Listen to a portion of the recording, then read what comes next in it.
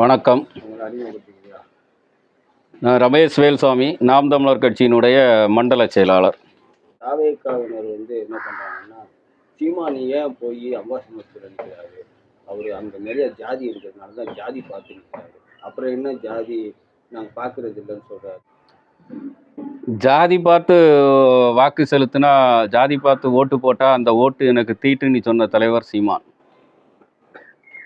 ஜாதி பார்த்து சீமான் தென் மாவட்டங்களில் வேற ஏதாவது ஒரு தொகுதியில் நின்று இருந்தார் அப்படின்னா இந்நேரம் அவர் சட்டமன்றத்துக்குள்ளே போயிருப்பார். அவர் ஜாதி பார்க்காம நின்னதுனால தான் இன்னைக்கு சட்டமன்றத்துக்குள்ளே போக முடியாமல் அவர் இருக்கிறார். தெரிஞ்சோ தெரியாமலோ எல்லா மக்களுக்குமான ஒரு தலைவராக அவர் ஆனதுனால தான் அவர் அந்த குற்றச்சாட்டு நம்ம மேலே வந்துடக்கூடாதுங்கிறதுக்காகத்தான் இத்தனை நாளும் இதை தவிர்த்து வந்தார். ரொம்ப அவர் அப்படி பார்க்குறாரு அப்படின்னு இவங்களுக்கு கஷ்டப்படுறீங்க அப்படின்னா காரைக்குடியில் பிரபுவை ரிசைன் பண்ண சொல்லுங்கள். இடைத்தேர்தல் காரைக்குடியில் வரட்டும், இப்போ நின்று பார்த்துருவோம் யார் வெற்றி பெறா அப்படின்னு சொல்லிட்டு காரைக்குடியிலே நிற்போம். அமைச்சரை இது பண்ண சொல்லுங்கள், காரைக்குடியிலே சீமான் நிற்பார், யார் வெற்றி பெறாங்கிறத பார்த்துப்போம். 26 தேர்தல் பொது தேர்தல்லையே ஜாதி பார்த்து தன்னுடைய ஜாதி பலம் எந்த தொகுதியில் அதிகமாக இருக்குன்னு நிற்காத அண்ணன் சீமான் இப்போ நிற்கிறாருன்னா எங்கே காலியாக இருக்குதோ அங்கே நிற்கிறார். அம்பாசமுத்திரத்தில் காலியாக இருக்குது, அங்கே போய் நிற்கிறாரு. அவ்வளோதானே தவிர அவர் இங்கே அது நிற்கிறாரு அதை பார்த்து நிற்கிறாரு அப்படின்னு சொல்கிறதுக்கு யாருக்கும் எந்த இதுவும் இல்லை. அதே போல் பொது வேட்பாளர் திமுக அதிமுக ஆதரவோடு சீமான் நிற்கிறாதுங்கிறதும் ஒரு பெரிய நாட்டு செக்கில் ஆட்டுன உருட்டு தான். அது திமுக அதிமுக பாஜகவோட கூட்டணி இல்லை அப்படிங்கிறது நாம் தமிழர் கட்சியினுடைய கொள்கை கோட்பாடுகளில் ஒன்றா இருக்கக்கூடிய ஒரு விஷயம். இந்த செய்தியை ஏன் பரவ விடணும்? ஏன்னா இப்போ பயம். சீமான் சட்டமன்றத்துக்குள்ளே போயிட்டா இப்போ திமுக அதிமுகவுக்கு நம்ம பதில் சொல்லிக்கிட்டு இருக்கிறோம். ஏன்னா திமுக இவங்க எந்த குற்றச்சாட்டுகளை திமுக அதிமுக எழுப்புகிறாங்களோ அதுக்கு நீங்கள் இதை பண்ணலையா அப்படின்னு சொல்லிட்டு கடந்த கால வரலாறு இருக்குது. திமுக அந்த ஒரு கேள்வி எழுப்பினாலும் இருக்குது, அதிமுக எழுப்பினாலும் இருக்குது. ஆனால் அண்ணன் சீமான் சட்டசபைக்குள்ளே போய் கேள்வி கேட்டார்னா பதில் சொல்கிறதுக்கு தாவேக்காரங்களுக்கு தெம்பு இல்லை, திராணி இல்லை. ஏன்னா செய்து வச்சிருக்கிறது எல்லாமே இந்த 50 நாட்கள்லேயே ஏடாகூடமான வேலைகள். அப்போ அண்ணன் வந்துடக்கூடாதுன்னு எதிர்பார்க்குறாங்க. அதனால எப்படி 26 தேர்தலில் 15 வருஷமாக திமுக எதிர்ப்பு அண்ணன் கட்டி வச்சுருந்தாரோ அதை உடைக்கணுன்ட்டு திமுக கூட போயிட்டார் அப்படிங்கிற ஒரு அவதூறை கிளப்புனாங்களோ அதே அவதூறு இப்போவும் கை கொடுக்கணும்னு எதிர்பார்க்குறாங்க. அது இந்த வாட்டி தேர்தலில் நடக்காது. ஏன்னா இந்த தேடி தேடி போய் அதிமுககாரன் திமுககாரன் ஊழல் பண்ண குட்காக்கரை எல்லா கரையும் ஊழல்காரையும் டிவிக்கு வாஷிங் மிஷினில் போய் நான் வெளுத்து தரேன் அப்படின்னு சொல்லிட்டு ஒரு சலவைக்காரன் ரேஞ்சுக்கு தாவேக்கா இறங்கி போச்சதோ அப்போவே மக்கள் ஐயோ இந்த இதுவும் பீ தின்னுமான்னு கேட்க ஆரம்பிச்சிட்டாங்க. ஸ்டாலின் அவர்களை சீமான் அவர்களும் ஒரு திருமண நிகழ்ச்சியில் சந்திச்சுக்கிறாங்க. அதே போல் இன்னைக்கு கூட உதயநிதி அவர்களும் சந்திச்சுக்கிறாங்க. இதுவும் பேசுபொருளாக தான் ஆகுது. ஒரு பொது நிகழ்வு. ஏன் விஜயும் இப்போ விஜய் முதலமைச்சர் ஆனதுக்கப்புறம் ஒரு விஜயும் ஸ்டாலின் தான் சந்திச்சு பேசினாங்க. அது மரியாதை நிமித்தமாக. ஏன் இப்போ இது மரியாதை நிமித்தமாக இருக்கக்கூடாதா? திரும்ப கல்யாண வீட்டில் வச்சா கூட்டணி பேசுவாங்க? யாராவது கூட்டணி கல்யாண வீட்டில் வச்சா பேசுவாங்க? சும்மா எதையாவது பேசணுங்கிறதுக்காக முற்றிலும் எந்த ஒரு அரசியல் எதுவும் போக்கும் தெரியாது. அவர் சீமானன்னா யாரை பார்த்தாலும் ஒரு பொது வெளியில் பார்த்தா அவர் கட்சியும் தாண்டி நட்பு பாராட்டக்கூடிய மனிதருங்கிறது உலகுக்கே தெரியும். அவர் பொது மேடைகள்லேயே பேசியிருக்காரு. எதிர் துருவமாக இருக்கக்கூடிய பாஜகவுடைய பொன் ராதாகிருஷ்ணன் ஐயாவாக இருக்கட்டும், அவர் இருக்கிற சித்தாந்தம் கோட்பாடு வேற வேற இருக்கா. அது என்னுடைய அண்ணன் தமிழிசை சவுந்தரராஜன், என்னுடைய அண்ணன் தம்பி உதயநிதி, ஐயா ஸ்டாலின் இது மரியாதை தான் பேசுவார். ஐயா எடப்பாடி தம்பி விஜயன் தான் பேசுகிறாரு. விஜயனுடைய அரசியல் தாவேக்காவினுடைய அரசியலை எதிர்க்கிறோம், தம்பி விஜயன் தான் பேசுவார். இப்போ நம்ம தாவேக்காவோட அரசியல் தான் எதிர்க்கிறோம். இங்கே இருக்கிற தாவேக்கா கட்சிக்காரங்களையும் உறவுகளையும் நம்ம எதிரியாக பார்க்கலையே. இல்லை இப்போ நீங்கள் இதெல்லாம் நியாயம் அப்படின்னு சொல்லி நீங்க பேசுறீங்கல்ல, அப்ப அது கொஞ்சம் மித்தவங்க பார்வைக்கு அது தவறா படுறப்ப நீங்க விலகி போக வேண்டியதானே? எப்படி விலகி? ஏன் இப்போ அதாவது சூரியனை பார்த்து ஏதாவது குலைச்சு அப்படின்னா சூரியன் உதிக்கிறத விட்டுருமா? ஓ, திமுகங்கிறது எங்களுக்கு வந்து மெயின் மீல்ஸ். என் இனத்தை கொன்னதுக்கு துணை போன ஒரு கட்சி. திமுக மேல வன்மம் ஒவ்வொரு நாம் தமிழர் தமிழ் தேசியக்கு ரத்தத்துல ஊறி போனது. நீ சொல்லி எங்களுக்கு பாடம் எடுக்கிறியா என்ன? நீ பாடம் எடுக்கிறியா? நீ இப்ப இனத்தை கொன்ன காங்கிரஸ் கூட 5 சீட்டுக்காக போய் கூட்டி கட்டி தழுவி இது பண்ற நீ எங்களுக்கு பாடம் எடுக்கிற. 15 வருஷமா அவன் அதை தரான் இதை தரான் அப்படி தரான். அவன் அதிகாரத்துல இருக்கும்போதே நாங்க போகலையா? திமுக அதிகாரத்துல இருக்கும்போதே நாங்க போகல. இப்ப அதிகாரத்தை விட்டு வந்ததுக்கு அப்புறம் திமுக விட்டு எங்களுக்கு நட்பு பாராட்டி என்ன கிடைக்க போகுது?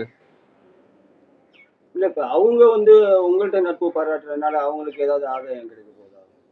அது அரசியல்ல வந்து அவங்க வந்து அந்த வாய்ப்பை வந்து இப்போ எல்லா கூட்டணி கட்சிகளும் திமுகவை விட்டுட்டு போயிடுச்சு. ஒரு தோற்றத்தை உருவாக்கலாம். இல்ல தாவேகா திமுக 2 பேருக்கு தான் போட்டிங்கிற இதை உருவாக்குறதுக்கு 2 பேரும் பேசி வச்சுட்டு கூட அதை பண்ணலாம். வாய்ப்புகள் கிடைக்கும் போது நாங்க நெருக்கங்காட்டுறேன்ட்டு. முத்து மரணத்துக்கு போய் துக்க செய்தி கேட்க போனதை பெரிய விடயமாக்குனதே திமுகவினுடைய ஐடி விங் தான். அதை எடுத்து வச்சு தான் தாவேகா அதை தேர்தல் நேரங்களில் பயன்படுத்திக்கிட்டாங்களே தவிர திமுகவுக்கு உள்நோக்கங்கள் இருக்கலாம். நம்ம வந்து நேர்மையாக பயணிக்கக்கூடிய அறத்தின் வழி பயணிக்கக்கூடிய தமிழ் தேசியர்கள் வந்து இதெல்லாம் ஒன்றும் கடந்த காலத்தில் கடந்து போனால் இதுக்கு மேலே கடந்து போகிறதுக்கான வாய்ப்புகள் இல்லை. இதுக்கு மேலே வந்து அவதூறுகள் பரப்புனா அடி பலமாக இருக்கும். அது எவன் பரப்புனாலும் சரி. எங்களுக்கு வந்து நாங்கள் வந்து களத்தில் நின்று களப்பணி செய்கிறதுக்காகவும் மக்கள் பணியிலையும் கவனம் செலுத்தினோம். சமூக ஊடகங்களில் பரப்பக்கூடிய அவதூறுகளை வந்து எங்கள் அண்ணன் சொன்னதுனால கடந்து போனோம். இதுக்கு மேலே முட்டுக்கு முட்டு தான். அவதூறுக்கு அவதூறு தான். அது அவதூறுங்கிற ஆயுதம் பூமராங்க மாதிரி திருப்பி வந்து தாக்கும். சரி, இப்போ நீங்கள் நட்பு பாராட்டல, அவங்க வந்து நட்பு பாராட்டன்னு நீங்கள் கேட்குறீங்கல்ல? இல்ல பொது தளத்துல கேட்கிற கேள்விதான், அதை தான் நான் உங்கள்கிட்ட இல்லை, நீங்கள் ஒரு ஊடகவியலாளர் பொதுவாக கேள்வி எழுப்புறீங்க இல்லையா? சுபவி எங்கள் அண்ணன் எராமிஸ் சுபவி ஒரு காணொளி வெளியிட்டிருக்கார பார்த்தீங்களா? சீமான் எப்படியெல்லாம் திராவிடத்துக்கு எதிராக பேசியிருக்கிறார். சீமான் வந்து மெரினா கடற்கரையில் இருக்கக்கூடிய நினைவிடங்களை திராவிட கல்லறைன்ட்டார், இடித்து தள்ளுவன்ட்டார். பாரதியார் மேடையில் போயிட்டு பார்ப்பனர் இப்போ கடப்பாறையை கொண்டு திராவிடத்தை எந்த வளர்த்தீங்களோ அதே பார்ப்பன கடப்பாறையை கொண்டு இடிச்சிருவோம் அப்படிங்கிறாரு. அரசியல் ரீதியாக வந்து சீமான் எங்களுக்கு வந்து மிகப்பெரிய எதிரி. அவரை நாங்கள் எப்படி சேர்த்து பண்ணிட்டு எங்கள் அண்ணன் சுபவி சொல்கிறாரு, திராவிட இயக்க போர்வாள் சொல்கிறாரு. நேற்று வரைக்கும் காங்கிரஸ்லேருந்து இன்னும் திமுகவில் தஞ்சம் புகுந்திருக்க சோகால்டு ஊபி புகாரியா, அவர் வந்து 1000 மடங்கு விஜயை விட சீமான் ஆபத்தானவருங்கிறாரு. ஆமாம், 1000 மடங்கு அயோக்கியர்களுக்கும் இந்த நாட்டை கொள்ளையடிக்கணும், தமிழர்கள் மேலே வந்து மிளகா அரைக்கணும்னு நினைக்கக்கூடிய எல்லா அயோக்கியர்களுக்கும் நாங்களும் எங்கள் அண்ணனும் நாங்களும் 1000 மடங்கு ஆபத்தானவர்கள். அதனால வந்து அவர்கள் பேசுனதுக்கு வந்து என்ன அர்த்தத்துக்கு அவர் பேசுறாருன்னா, பொது வேட்பாளராக நிற்கிறாரு. பொது வேட்பாளர் அந்த அர்த்தத்துல பேசியிருக்காரு. பொது வேட்பாளர் இல்லை. எங்கள் அண்ணன் அம்பாசமுத்திரத்தில் நிற்பார், திருச்சிக்கில் எங்கே வேணா நிற்பார். சரி, நான் ஒரு எதிர்கேள்வியே கேட்குறேன். உங்கள் அண்ணன் விஜய் பெரம்பூர் இதில் எதுக்கு நின்னாரு, திருச்சி கிழக்கில் எதுக்கு நின்னாரு? இப்போ கடந்த பொது தேர்தல் பெரிய கல்ட்டுங்கிறீங்க. எங்கள் அண்ணனை பார்த்தா எல்லா தமிழ்நாட்டில் இருக்கக்கூடிய இந்தியாவில் இருக்கவே எல்லாருமே வாக்கு செலுத்திடுவாங்கிறீங்க. திருச்சி கிழக்கில் கிறிஸ்தவ வெள்ளாளர்கள் அதிகமாக இருக்கிறாரு. இவர் கிறிஸ்தவ வெள்ளாளர்னு சொல்கிறாங்க.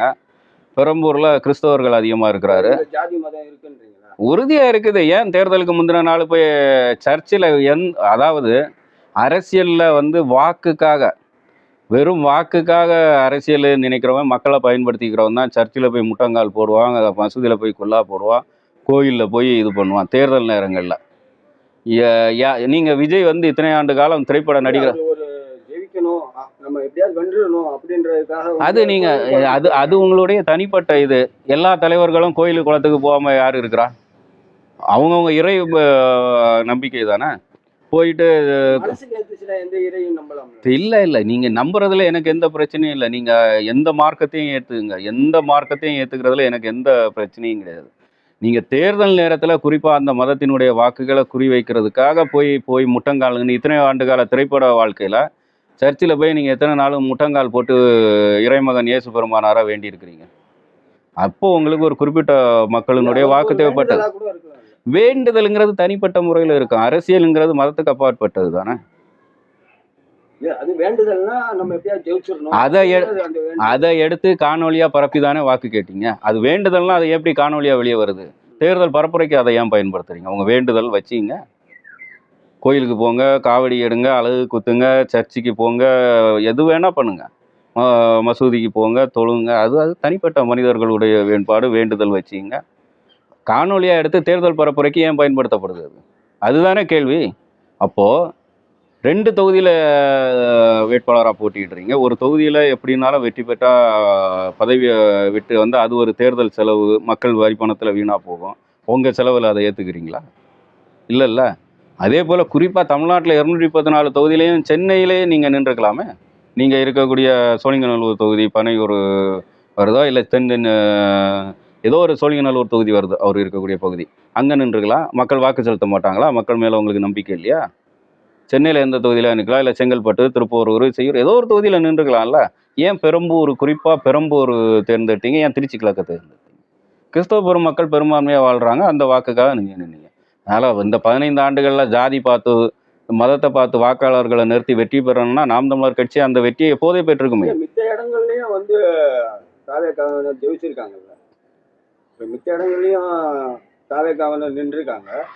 இந்த மாதிரி மக்கள் ஆதரவு தருவாங்கன்னு தாவேக்காரங்களே எதிர்பார்க்கலல்ல. சும்மா இந்த தேர்தலில் போட்டி போடுறேன்ட்டு அவங்க எத்தனை நாள் பரப்புரை பண்ணாங்க, நாங்கள் என்ன பண்ணுவோங்கிறத எப்படி மக்கள்கிட்ட வெளிப்படையாக சொல்லி தேர்தல் காலத்தில் நான் பார்க்கவே இல்லையே. வாக்கு திமுக என்ன உத்தியை கையாளுமோ அதை பண்ணாங்க. தேர்தலுக்கு வந்து ஒரு சட்டமன்ற தொகுதிக்கு வந்து 1 கோடி ரூபாய் தேர்தலுக்கு முந்தின நாள் வந்து இறங்கிச்சு. இங்கே இருக்கிற 369 வாக்குச்சாவடிக்கு ஒரு வாக்குச்சாவடிக்கு 15,000 வீதம் வந்து ஒரு நாளே 55 லட்சத்தை தாண்டிட்டாங்க. 40 லட்சங்கிற விதியை தாண்டி தாவேக்கா வந்து திமுக அதிமுகவுக்கு அதிகமாக பணம் செலவு பண்ணியிருக்காங்க இந்த தொகுதியில். குற்றச்சாட்டு மாதிரி தான். இல்லை குற்றச்சாட்டு இல்லை, உண்மை. நீங்கள் வந்து எப்படி ஒரு 369 15,000 போட்டு பாருங்க. அதுக்கு ஆதாரம் இருக்கான்னு. ஆதாரம் வந்து தேர்தல் அன்னைக்கு இருக்கக்கூடிய காணொலிகளை எடுத்து பாருங்க. ஒவ்வொரு தேர்தலில் வாக்கு அந்த ஸ்டால் போடுவாங்க இல்லையா, எல்லா வாக்குச்சாவடியிலையும் ஒரு பள்ளிக்கூடத்துக்கு 3-4 ஸ்டாலு. நீங்கள் அதை வச்சே கணக்கு போட்டு பாருங்க. அதுதான் ஆதாரம். அங்கே உட்கார்ந்தவங்க எத்தனை பேர், அதுக்கான உணவு செலவு எத்தனை பேர், அப்படி பாருங்க. ஒவ்வொரு வாக்குச்சாவடியிலையும் அந்த வாக்கு செலுத்த போகிறதும் வாக்கு முகவருக்கு 150 ரூபா தான் செலவு பண்ணணும் ஒரு நாள். ஒரு வாக்குச்சாவடி முகவருக்கு 150 ரூபா தேர்தல் ஆணையம் அனுபவிச்சிருக்க தொகை. நான் சொல்கிறது 369 வாக்குச்சாவடியிலையும் கிட்டத்தட்ட 1000லேருந்து 1500 ஸ்டால் போட்டிருந்தாங்க. அதுக்கான வாடகை பாருங்கள், 1000லேருந்து 1500 ரூபா ஆகும். அதில் உட்கார்ந்தவங்களுக்கு மதிய உணவு. அதுதான் நீங்கள் சொல்கிற ஆதாரம். எனக்கு வந்து ஆதாரம் இல்லாமல் நான் பேச விரும்பலை. 2026 சட்டமன்ற தேர்தல் ஏப்ரல் 23ஆம் தேதி நடந்தது இல்லையா, பாருங்கள். அதை எடுத்து பார்த்து அந்த காணொலிகளை பாருங்கள், அதுக்கான ஆதாரம். எங்கேருந்து அந்த காசு வந்தது? திருச்சி கிழக்கில், அது சேலம் மேற்கில் வந்து வாக்குக்கு 2000 ரூபா காசு கொடுத்ததா அவங்க ஓமலூர் தொகுதி வேட்பாளரே காணொலி வெளியிட்டார். அதுக்கான காசு எங்கேருந்து வந்தது? சரி, வாக்கு காசு. இப்போ எம்எல்ஏ வாங்குகிற காசு எங்கேருந்து வருது? ஒவ்வொரு தொகுதியிலையும் அம்பாசமுத்திரம், மதுராந்தகம், 6 சட்டமன்ற தொகுதி. இப்போது விராலிமலை திருச்சி, இவர் புதுக்கோட்டையில் வந்து விராலிமலை, குட்கா பாஸ்கர், கரூர் விஜயபாஸ்கர், இவங்கெல்லாம் சத்யபாமா, இவங்கெல்லாம் இது பண்ணியிருக்காங்க இல்லையா. அவங்க விருப்பப்பட்டு தானே வந்து இணைகிறாங்க. விருப்பப்படாமல் எப்படி 50 கோடி 35 கோடி கொடுத்தா எப்படி விருப்பப்படாமல் இருக்க முடியும்? விருப்பப்பட்டு தான் இருக்க முடியும். ஏன் 50 30 பல கோடி வந்து பாக்கெட்டில் வாங்கி வச்சிருக்கவன் விருப்பப்படாமலா வருவான்? சிரித்து மன மகிழ்ச்சியாக தான் வருவான். அங்க இருக்கிறதோட அங்க அவரோட நிலைப்பாடு சரியில்லை, அந்த தலைவரோட நிலைப்பாடு சரியில்லைன்றதுக்காக எது அந்த புதிய ஆட்சி வந்திருக்கு. அந்த தலைவரோட நிலைப்பாடு சரியில்லைன்ட்டு 15 நாளைக்கு முன்னாடி வரைக்கும் தேர்தலில் ரெட்டை இலை சின்னத்தில் போட்டியிடும்போது உங்களுக்கு தெரியாதா? அவர்கிட்ட காசு வாங்கி நின்னீங்களா, இல்லை நீங்களே சொந்த காசை போட்டு வாக்குக்கு 5000 6000 ரூபா கொடுத்து செலவு பண்ணி நின்னீங்களே? உலகம் தெரிஞ்ச விஷயம் தானே இது. எவ்வளோ செலவு பண்ணீங்க ஒரு தேர்தலுக்கு? செலவு பண்ணி 15 நாளில் ராஜினாமா பண்ணிட்டு போகிறீங்கன்னா எந்த கோயிலுக்கு நியமனம் போட்டுருவீங்க? இல்லை தமிழ்நாடு மக்களுக்கு என்ன எத்தனை லட்ச ரூபா சம்பளம் ஒரு சட்டமன்ற உறுப்பினருக்கான ஊதியம் என்ன? அப்போ அதை விட அதிகமான லாபம் வர்றதுனால தானே போகிறீங்க. பல வழக்குகள் இருக்குது, பல கல்குவாரிகள் நடத்துகிறீங்க, இங்கே நிறைய கமிஷன்கள் வருது. அப்போ ஆளுங்கட்சியோட இருக்கிறது உங்களுக்கு லாபம். அதன் அடிப்படையில் போகிறீங்க. அதை நீங்கள் அப்பட்டமான ஜனநாயக மீறல் இப்போ நடந்துகிட்டு இருக்கிறது. அவலம். மாற்றம் இல்லை, இது துர்நாற்றம். திமுகவில் இருக்கிறவனுக்கும் இல்லை காங்கிரஸில் பல ஆண்டுகளாக பயணித்து திமுகவுடைய ஸ்லீப்பர் செல்லாக காங்கிரஸில் இருந்த அலிம் புகாரிக்கு தெரியுது, நாம் தமிழர் கட்சி ஒரு காலமும் திராவிடத்தை ஏற்றுக்காது, திராவிடத்துக்கு ஆதரவாக நிற்காது அப்படிங்கிற அந்த உண்மை நிலைப்பாடு தெரியும் போது தமிழ்நாட்டு மக்களுக்கு போலி, அதாவது உண்மைக்கு மாறான விடயங்களை தாவேக்கா வந்து கடத்திட்டு இருக்கிறதுக்கான காரணம் பயம். நாம் தமிழர் வந்து எக்காலத்தில் கொண்டும் இந்த மண்ணில் நிலை பெற்றக்கூடாது, நமக்கு எதிரான ஒரு நிலைப்பாடை எடுத்து வளர்ந்துடக்கூடாது. ஏன்னா இப்போ வேறு வழியே கிடையாது. மக்கள் வந்து இதுக்கு மேலே முடிவு பண்ணிட்டாங்க, உண்மையான மாற்றம்னா நாம் தமிழர் தான். அதிமுக தாவேக்காவில் கரைஞ்சிடுச்சு, இல்லை தாவேக்கா வந்து அதிமுகவில் கரைஞ்சிடுச்சு. அது ஒரு திராவிட கட்சியில் ஒரு கட்சி காலி. இப்போ திமுக தன்னுடைய நாட்களை எண்ணிட்டு இருக்குது. இருக்கிற இது வரைக்கும் 3 குழல் துப்பாக்கி என்னை தாண்டி தான் திராவிடத்தை தொடணும், நாங்கள் கொள்கை கூட்டணி, நாங்கள் கொள்கை போர்வாள், எல்லா வாடகை வாயும் இப்போ என்ன ஆகி போச்சு. நேற்று வரைக்கும் சினிமா தேட்டரில் போய் விசில் அடிக்க தான் ஆகுங்கிற விமர்சனம், கரூர் விடயங்களில் பல விமர்சனம் சின்ன வாய்களெல்லாம் இன்றைக்கி பனையூரில் போய் ஒரு அமைச்சர் பதவிக்கு, இங்கே திமுகவில் 4 சீட்டுக்கும் 6 சீட்டுக்கும் மண்டிக்கிட்டவங்க எல்லாம் முகவரி மாற்றிருக்கான். இப்போ அவ்வளோதான், போய் கோபாலபுரத்துக்கு பதிலாக கோபாலபுரம் பனையூர் ஆகிருக்குது, அவ்வளோதானே தவிர தமிழ்நாட்டில் என்ன அரசியல் மாற்றங்கள் நடந்து போச்சு. இது வந்து என்ன சொல்கிறதுங்கள வரலாற்று பிழை ஒன்று நடந்திருக்குது. ஆனாலும் ஒரு மாற்றம் நடந்திருக்குது. அதிமுகக்கான மாற்றத்தை நம்ம வரவேற்க அதே வேளையில் மக்களுக்கு ஏமாற்றம் தராமல் இந்த தாவேக அரசு, விஜய் தலைமையிலான அமைச்சரவை, தமிழக முதல்வர் விஜய் அவர்கள் வந்து மக்கள் விரும்பின உண்மையான மாற்றத்தை கொடுக்கணும்.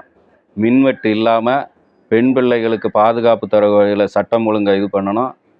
போதைங்கிறது கஞ்சா, அபினு, குட்கா இது மட்டும் போதை இல்லை, டாஸ்மாகில் விற்கிற சரக்கும் சாராயமும் சீம சாராயமும் போதை தான். இதுதான் தமிழ்நாட்டு பெண்களுக்கும் தமிழ்நாட்டு மக்களுக்கும் இருக்கக்கூடிய மிகப்பெரிய பிரச்சனை. உழைக்கும் வர்க்கத்துக்கு தேவைப்படுதுன்னா விவசாயிகளும் பயன்படுற வழியில் கல்லுக்கு தடையை நீக்கி இதை கொஞ்சம் கொஞ்சமாக இந்த சாராய கடையை, சீமை சாராயத்தை இது பண்ணிவிட்டு கல்லுக்கடையை திறந்து விடுங்க. நீங்கள் ஏன் திமுககாரர்களும் அதிமுககாரர்களும் நடத்துகிற ஆலையிலேருந்து சாராயத்தை வாங்குறீங்க? இப்போது ஏன் வாங்குறீங்க? இல்லை, இப்போ நீங்கள் எம்எல்ஏக்களை விலைக்கு வாங்குற மாதிரி அந்த சாராய ஆலைகளை எத்தனை வாங்கியிருக்கிறீங்க? உங்கள் அமைச்சரவையில் இருக்கிற ஒரு அமைச்சர் மேலே வந்து காணொளி வருது. ஏன் குறைஞ்சபட்சம் அவரை பதவி விலக சொல்லிட்டு ஒரு விசாரணைக்கு உட்படுத்துங்க. அவர் தவறு செய்யலைன்னா திரும்பவும் அமைச்சராகவே சேர்த்துருங்க. என்ன கெட்டு போயிட போகுது? தாமைக்காவில் ஆட்களே இல்லையா? தாவைக்காவில் சட்டமன்ற உறுப்பினர் வேறு ஒருத்தருக்கு அந்த அமைச்சர் பதவியை கொடுங்க.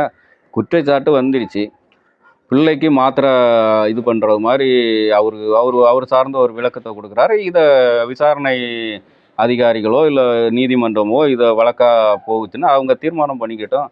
அமைச்சரவை பொறுப்பில் இருக்கிற ஒருத்தர் அதுக்கான ஆதாரங்களை கலைக்க மாட்டாருங்கிறது எப்படி? செந்தில் பாலாஜிக்கு மேலே வச்ச குற்றச்சாட்டும் நம்ம எல்லாரும் அதுதானே. செந்தில் பாலாஜியும் அதுதானே பண்ணார். அது அதிகாரத்தில் இருந்து தன்னுடைய அதிகாரத்தை துஷ்பிரயோகம் பண்ணார்ல. இது வந்து கில்லி சரத்துக்கும் பொருந்தும், மாண்புமிகு அமைச்சர் கில்லி சரத்துக்கும் பொருந்தும், மாண்புமிகு அமைச்சர் ஆதவ அர்ஜுனாவுக்கும் பொருந்தும். ஏன்னா ஆதவ அர்ஜுனா மேலே மணி லாண்ட்ரிங் பதியப்பட்டிருக்கு, இவங்க மேலே வழக்கு பதியப்பட்டிருக்குது. இவங்க அமைச்சராக இருக்கிறதுனால அந்த வழக்குகள் எப்படி இதாக நடைபெறும்? இப்போ நம்ம திமுக அதிமுக மேலே வச்ச குற்றச்சாட்டே அதுதானே. இப்போது ஆளும் பொன்முடி இருந்தார், எல்லா அமைச்சர்களும் பொன்முடி தொடங்கி இவர் ஜெகத் ரட்சகன் எம்பி வீட்டில் 900 கோடி எடுத்தாங்க. அப்போது இவர் துரைமுருகன், இவங்கெல்லாம் வந்து அதிகாரத்தை பயன்படுத்தி தானே அவங்க அந்த வழக்குகள்லேருந்து தப்பி வந்தாங்கிறது வந்து இது நமக்கு கண்கூடான ஆதாரம் இருக்குது. இப்போ உங்கள் அமைச்சரவை நீங்கள் மாற்றவனி வந்த அமைச்சர் குறைஞ்சபட்சம் அவங்கள பதவி விலக சொல்லுங்கள். ஜெகத் ரட்சகனுடைய மகன் வந்து தாவேக்கால இருந்து நேரடியாக போக முடியாது. இப்போ அதிமுக அமைச்சர்கள் போகிற மாதிரி போக முடியாது. திமுகவில் இருக்கு நல்ல மாற்றம் நினைச்சு தானே போயிருக்காங்க. மாற்றம்னு இல்லை, இருக்கிற இப்போ நல்லா எப்படி மாற்றம் நினைச்சாங்க அதே போல மாற்றம் இல்லை. அவங்க தெரிஞ்சு போச்சு, அங்கே போனால் குட்கா கரை, ஊழல் கரை, எந்த கரையாக இருந்தாலும் சரி பண்ணி வாஷ் பண்ணி கொடுத்துருவாங்கிறது தெரிஞ்சு போச்சு. இப்போ ஜெகத் ரட்சகன் அவர் பையன்கிட்ட கொடுத்து விட்ருக்காருப்பா, போகிற வழியில் போயிட்டு நம்ம கரையும் கொஞ்சம் சுத்தம் பண்ணி எடுத்துகிட்டு வந்துரு, நம்ம ஊழல் கரையும் கொஞ்சம் சுத்தம் பண்ணிட்டு வந்துடுன்னு கொடுத்து பையனை அனுப்பியிருக்காரு. இப்போ அப்பாவே தான் போகணுமா? பையன் போனால் ஊழல் கரை போகாதான் எடுத்து கொடுக்க மாட்டாங்களா தாவேக்காவில்? உங்களுக்கு வேலை தானங்க மிச்சம். உங்களுக்கு வேலை நடக்கணுமா இல்லையா? அவங்க ஊழல் கரை வந்து எடுக்கணுமா எடுக்கக்கூடாதா? தாவேக்கா வாஷிங் மிஷினில் போட்டால் ஊழல் கரை போயிட போகுது. அதனால் ஜெகத் ரட்சகன் அவர் பையனை அனுப்பியிருக்காரு. அது அப்படி பார்க்குறப்ப ஒரு வீட்டில் இருந்து இப்போ போகிறாங்க. இப்போ நான் போனோம், ஒரு மிளகாத்தூள் அரைக்க போனோம், நானே தான் எடுத்துகிட்டு போகணுமா? என் பையன்கிட்ட கூட தான் கொடுத்து விடுவோம், போய் மிளகா அரைச்சி பார்ப்போம். அதே மாதிரி நீங்க சொல்றது அவர் பையன்ன்றீங்க. இப்ப வைகோ ஐயா வந்து அவர் பையனோட போயிருக்காரு. இது அதிகம். இன்னும் 5 வருஷத்துக்கு இந்த ஆட்சி தான் இருக்குன்றாரு. அடுத்த 5 வருஷத்துக்கு இந்த ஆட்சி தான் இருக்குன்றாரு. வைகோ எல்லாம் எடுத்து மதிமுகவெல்லாம் இப்போ எரிக்கிறதா புதைக்கிறதாங்கிற கேள்வி தான் இருக்குது. அந்த நிலைமையில இருக்குது அந்த கட்சி. அதை போய் அது ஒரு கணக்கில் சேர்த்து நீங்கள் பேசின்னு இருக்கிறீங்களே. 4 சீட்டு கொடுத்து, அதுவும் உதயசூரியன் சின்னத்தில் நிற்க வச்சதே அந்த கட்சிக்கெல்லாம் அதிகம். இதில் ஒரு எம்பி வேற கொடுத்து வச்சிருக்கிறாங்க. அதெல்லாம் 10 வருஷத்துக்கு முன்னாடி இன்னும் எரிக்கவா புதைக்கவான்ட்டு பஞ்சாயத்தில் அது என்ன இதாக இறுதி சடங்கு பண்ணாமல் இருக்கு பாத்திக்குவாலாம்.